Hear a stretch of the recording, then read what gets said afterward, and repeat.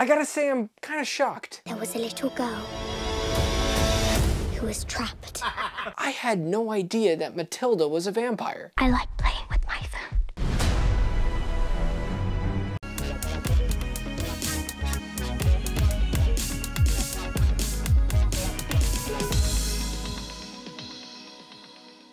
Hey guys, my name is Joseph Curtis, and if you love movies just as much as me, you have come to the right place. Now do me a huge solid and click that like and subscribe button. Also, if you want to follow me on the following social platforms, that would be great as well. Now, let's start talking Abigail. After a group of criminals kidnap the ballerina daughter of a powerful underworld figure, they retreat to an isolated mansion, unaware that they're locked inside with no normal little girl. Keyword: isolated. That is the one thing that I have noticed with Radio Silence. The people behind Scream 5 and Scream 6, sadly not Scream 7, controversy, yeah, whatever. But they overall, as creators, directors, they do a spot-on job, especially with good, bloody sequences, and you get plenty of that in this movie. But overall, with Radio Silence, I love the key word of isolation. Isolation. They do such a fantastic job of putting us as the audience in this claustrophobic experience. We got that with Ready or Not,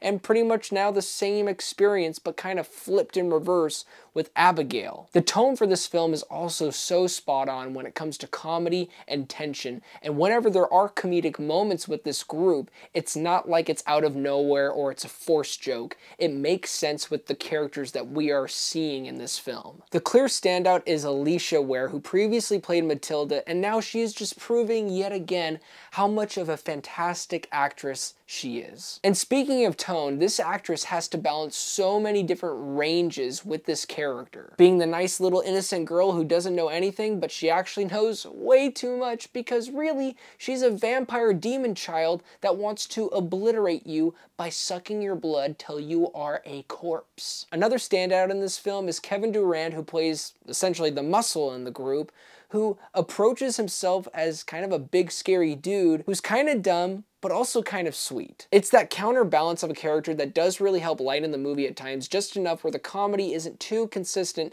to be a distraction for the premise. You also have the great Dan Stevens in this project, who recently was in Godzilla x Kong, chewing up the scenery in that film, and does so yet again, and more so in this film. He knows how to be a cool, suave, charismatic douchebag, essentially, in this film, and I ate up every single moment that he was on screen, especially the sequences that happen with him and Melissa Barrera, who is fantastic and is proving yet again how much of a force she is on screen. Controversy aside with her and Scream 7, bottom line, she is a fantastic actress, and she pulls a great performance in this film, bringing heart, humor, tension, and a really cool way to bring exposition to a film that could have come across super choppy in a certain sequence where she's reading off all of the characters in the group. With her performance and the script, it just comes out so naturally and organic. Did I mention that this movie is rated R? It's rated R for good reason. There's a lot of blood in this film, especially in the last 30 minutes. It's from the same people that gave us Scream 5 and Scream 6, Ready or Not, so of course you're going to get something that is so crazy.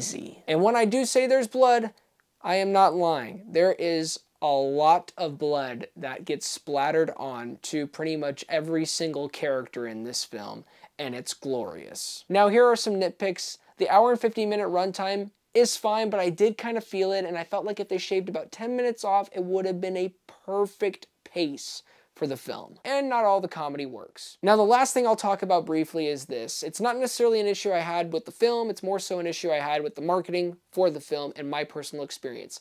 Basically, we all know that it's about a little girl vampire that's going to kill a bunch of people. Well, for us as the audience, we are in the perspective of the group. They don't know that they're being hunted down by a vampire little girl in this mansion. They find out about 45-50 minutes into the film, and then the last hour is awesome craziness. Bloody goodness. It was a little annoying for whenever they were trying to figure out what's going on with them, who's doing all this beheading. We all know the answer as the audience. We already know thanks to the trailer. So I bet for people that haven't seen the trailer, they're gonna have a much better time. I still had a great time, and I think you will too. It doesn't ruin the film overall. If you're looking for a film that brings a bloody good time filled with gore, comedy, and tension with all the leads, then I strongly recommend Abigail.